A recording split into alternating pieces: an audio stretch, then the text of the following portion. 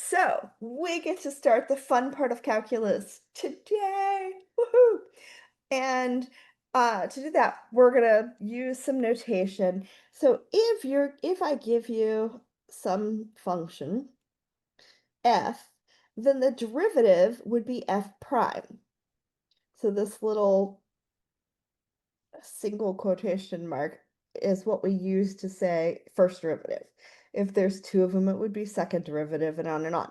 But so f would go to f prime, and if I give you f of x, for some reason my parentheses don't want to show up, f of x, then the first derivative would be f prime of x. If it's just a y, it would go to y prime. The other one that can be used, and these are Lagrange, and these are Leibniz. Okay, it's not gonna let me write, but this, I may have to close it in a second. But this one looks a little different. This is actually the derivative of y with respect to x. This last one, yeah, is the derivative of y with respect to x. And there are times when we need to do that in order to be able to cancel other things out. But for the most part, we will be using one of these until we get to some later units where we need this format for a couple of specific tasks. Okay.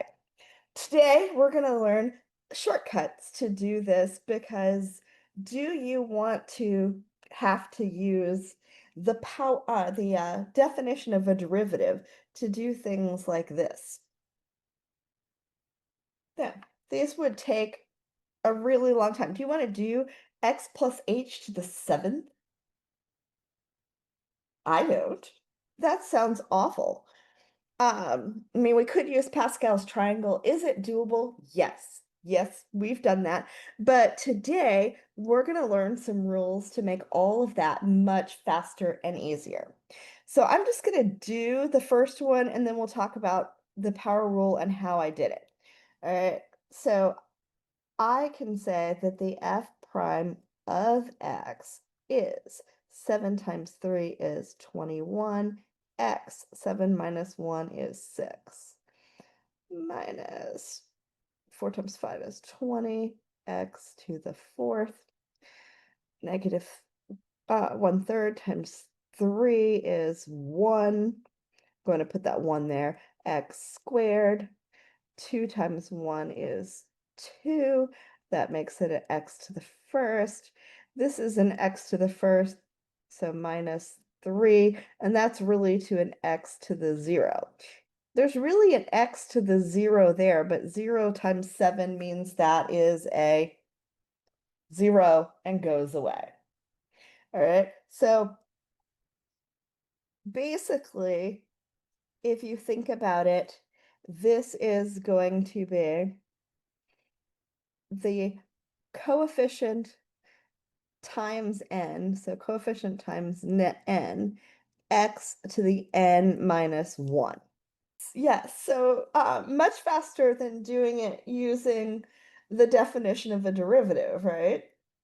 All right, so let's look at this next one. This one we would label as y prime. And 2 times negative 3 is negative 6. And this is x to the negative 4. Make sure you're continuing to subtract 1 from that power. And this is just plus 4. And pi, this is just 3.14 da da da da da da, right? So that is just a constant. And so that's raised to the 0, x to the 0, so it's just gone.